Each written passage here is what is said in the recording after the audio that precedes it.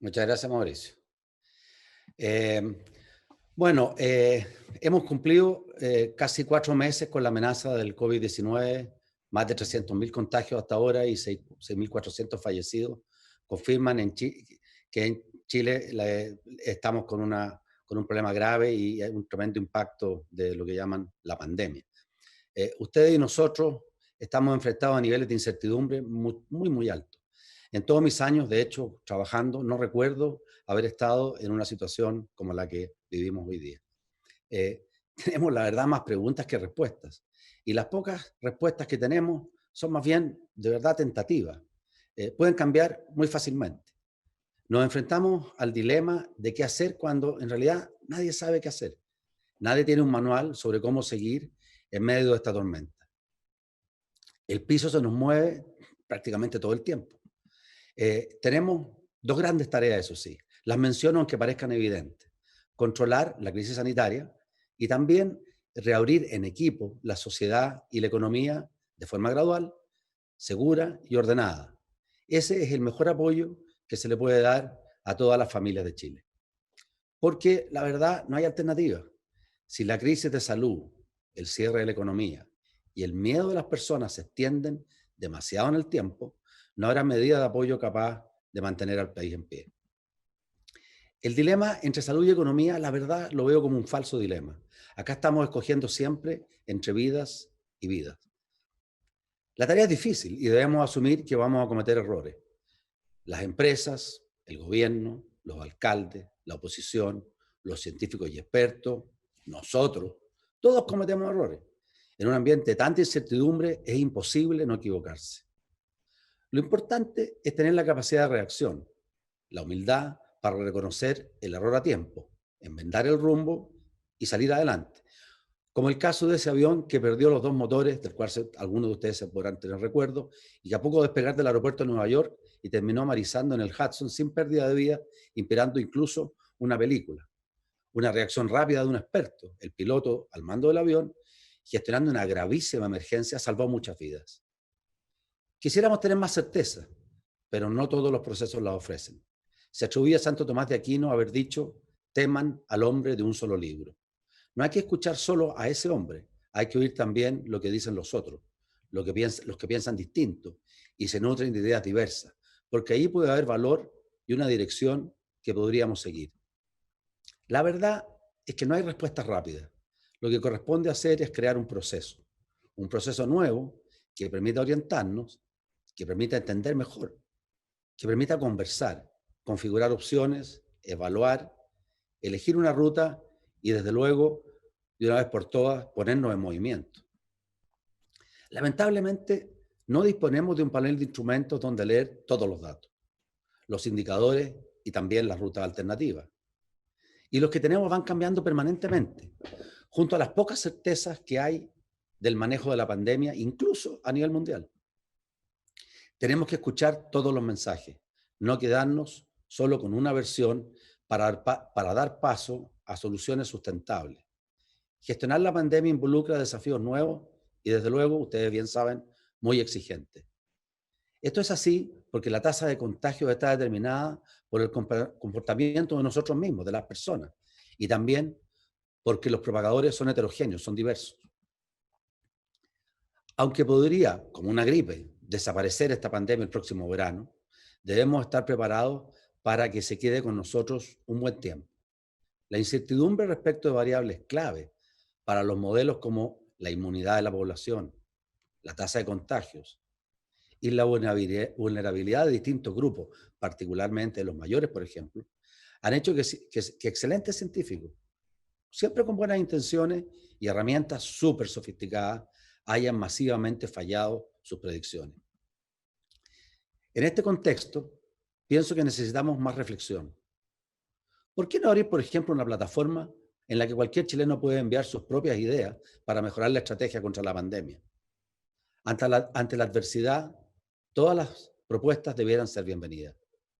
Ese es precisamente el espíritu con el que hemos comenzado este ciclo de reflexión y conversación. ¿Y cuál es el rol de la empresa? Uno podría preguntarse en un escenario como el actual. ¿Es el de siempre? ¿Cómo sostener el empleo y la inversión en un momento de máxima incertidumbre? Lo que sí sabemos es que en momentos así se recibe poco crédito por exceder las expectativas, pero hay que tener cuidado porque mucha crítica si uno las defrauda. Lo primero que debemos decir es que hoy la empresa es considerada un miembro de la comunidad. No es una entelequia que vive en una supuesta zona de confort alejada de los avatares que golpean a la sociedad, sino que los vive y los sufre como uno más de sus miembros. Las soluciones en este ambiente provienen de un proceso y no del sombrero de un mago. No le tengamos miedo en crear estos procesos, aun cuando yo pueda tener complejidades. En cambio, sí hay que tenerle miedo a la simplificación y al voluntarismo. ¿Qué se les pide a las empresas hoy?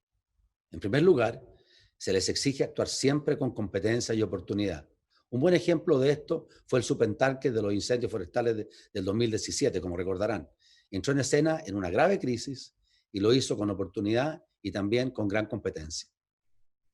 Segundo, tomar dentro de la organización todas las medidas necesarias para proteger primero a las personas más cercanas a la empresa, que son sus trabajadores, sus clientes, sus proveedores, pero también la comunidad en general.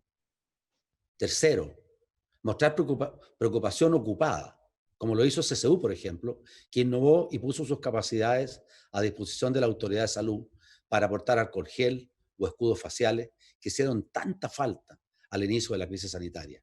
O también colaborando para repatriar a compatriotas chilenos y colombianos varados fuera de sus respectivas patrias. Cuarto, cumplir con sus responsabilidades elementales. Esto es de perogrullo, a veces se olvida, pero son de enorme importancia. ¿Cuál es? Dar continuidad a las actividades propias y operaciones. Ese rol es indispensable y también estratégico en situaciones como la que estamos viviendo ahora. Aprovecho aquí de agradecer a los miles de trabajadores de las distintas empresas de Quiñenco que hacen un esfuerzo en Chile y en el mundo para que las personas sigan accediendo a los bienes y servicios básicos que necesitan. A quienes trabajan en los puertos, manteniendo la continuidad de la cadena logística. Otros en las estaciones de servicio, para asegurar la disponibilidad de combustible o de productos de primera necesidad. Están quienes han podido implementar la renegociación de los créditos para las pymes o los deudores bancarios. A todos ellos y muchos otros de diferentes industrias y empresas del país les doy las muchas gracias. Quinto, otra clave que siempre aplica, pero que se amplifica en momentos de crisis. Las empresas debemos comunicar continua y transparentemente, con honestidad, dentro de la organización, resolviendo las inquietudes de los trabajadores, pero también hacia la sociedad en su conjunto. Actuar respondiendo con transparencia a las inquietudes que surjan es doblemente importante, porque si el nivel de incertidumbre es alto, agregar falta de información y claridad puede tener serias consecuencias en la organización. La verdad es que la información en un ambiente de pandemia pasa a ser un bien público. En las circunstancias actuales, todos nos sentimos amenazados, todos tenemos temores de diversa índole. Y en consecuencia, la empatía que debemos demostrar hoy parte por compartir la información, las pocas certezas que sí tenemos y también abrirse a la reflexión conjunta para orientarnos en estas horas tan oscuras. Sexto, se nos demanda una gran flexibilidad para subsistir desde luego, para salvar el máximo de empleos posible y para ser activos en la generación de las condiciones necesarias para reanimar la economía cuando lo peor de la crisis sanitaria ya haya pasado. Creo que más que pensar en presupuestos, que es lo que habitualmente hacemos, debemos pasar a pensar en escenarios. Pensar en el escenario más probable, claro, pero también hay que considerar el peor escenario. Para ese peor escenario hay que pensar en una estrategia que sea viable, que nos permita sobrevivir, que no se extinga la empresa si finalmente ocurre. Este esquema que les muestro fue tomado en una presentación de Verónica Guerrieri de Chicago Booth. Su trabajo plantea que si separamos la economía en dos sectores, por ejemplo, uno de alto contacto físico y otro de bajo contacto, y sometemos al primer sector a una cuarentena total, la conclusión es que la restricción no solo afecta al sector restringido, como podríamos pensar, sino que también al resto de la economía a través de la demanda, pudiendo inducir a cierres de actividades incluso esenciales, ya que las caídas en demanda pueden dejarlas bajo sus costos fijos. Deberíamos distinguir entonces, creo yo, entre actividades seguras y no seguras, lo que podemos gestionar, más que en actividades paradigmáticamente esenciales o no esenciales, lo que nos puede llevar a perjudicar incluso la operación de las primeras. Aquí pueden ver una clasificación sobre los niveles de seguridad de las distintas actividades. Parece razonable basar las restricciones en algo que vaya más allá de su esencialidad. En lo que viene, yo veo tres etapas. La que ya estamos viviendo, ahora que yo llamo la economía de la emergencia. Nos quedamos súbitamente sin motores y debemos tomar decisiones rápidas, como la del avión en el río Hudson, para un aterrizaje forzoso que resulte bien para todos. En esta etapa nos ha ido más o menos bien en mortalidad, pero no tan bien en contagios. En esta etapa la gente se guarda. Un trabajo de mayo de investigadores de Berkeley concluyó que, fíjense ustedes, el 90% de la caída de la movilidad en los Estados Unidos ocurrió incluso antes de las cuarentenas. En este contexto, porque existe una frontera eficiente, es clave que la autoridad cumpla un rol optimizador y coordinador, que haga más eficiente que lo que la gente va a hacer igual, que es protegerse, que se consigan los objetivos de salud al mínimo costo económico. Conclusiones de otro estudio de investigadores, esta vez del MIT, recomiendan para aquello, políticas de restricción selectiva. Luego el botón de pánico, la etapa que vendrá en unos meses más, podría ser llamada la economía de los temores. Para entonces habrá pasado lo peor de la emergencia y tendremos que volver a producir, pero con mayor seguridad para nuestros trabajadores y consumidores. Ello implicará, sin lugar a dudas, mayores costos que antes. Con o sin cuarentena, sin seguridad, ustedes lo saben bien, las personas en todo el mundo se quedan en la casa por temor al contagio, de lo que haría yo al menos. El desafío más difícil será proveer en ese contexto un sistema de colegios o de educación, si ustedes quieren, y transporte público que la comunidad estime como seguro. Entonces, para superar la economía de los temores, las empresas tendremos que seguir modificando algunos aspectos de la forma en cómo trabajamos antes de la crisis o cómo nos movilizábamos también hacia nuestros trabajos. O modificar la oferta que ofrecemos a los clientes para que puedan sentirse seguros para volver a viajar, a comprar en un mall o a ir incluso a un restaurante. En esa adaptación tenemos un gran desafío como país, como sociedad. Debemos tener empatía también con las actividades que se caracterizan por una capilaridad social extraordinaria, que cumplen un rol de integración social muy importante y que hoy son las más afectadas. Pienso, por ejemplo, en los restaurantes, en los patios de comida, en todos esos lugares donde solíamos reunirnos, que esta crisis ha puesto en una situación extremadamente difícil. Cooperar y colaborar para que puedan reprender sus actividades me parece que debe ser un foco de todos. El temor se manifestará también a través de nuevas interrogantes, que en el caso de Chile tienen otros ingredientes. Por ejemplo, ¿seremos después de la pandemia un caso de desarrollo frustrado? ¿Habrá un rebrote del estallido social? ¿Habrá una nueva constitución? Teníamos muchas preguntas abiertas antes de la pandemia y todavía desconocemos sus respuestas. Creo que la economía de los temores se va a quedar por un largo tiempo con nosotros. Por ejemplo, en nuestra actitud hacia el consumo. Como decía, esto será un proceso más que un momento en el que súbitamente vayamos a recuperar la normalidad.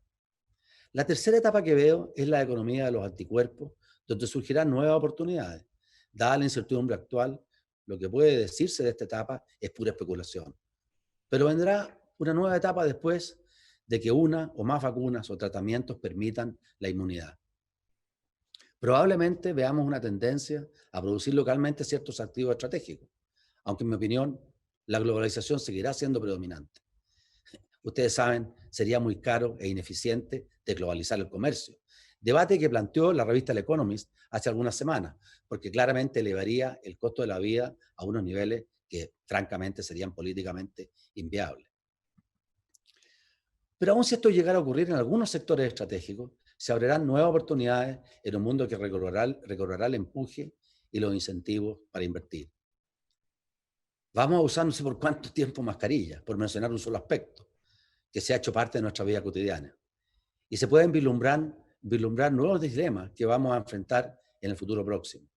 ¿Cuándo habríamos pensado que las casas volverían a tener una ventaja que parecían haber perdido en las últimas décadas? Pues bien, esta pandemia les ha devuelto inesperadamente un nuevo valor. Lo mismo podríamos decir, y esto es más evidente todavía, del valor del automóvil como medio de transporte versus el transporte público. Un nuevo rol de hospitales y clínicas en las políticas de salud. ¿Habrán, por ejemplo, para ellos incentivos para la inversión privada? Algo que ya es evidente, una nueva concepción de la oficina y de los ambientes de trabajo. También, a una escala mayor, una nueva concepción de las ciudades para evitar la concentración y el hacinamiento.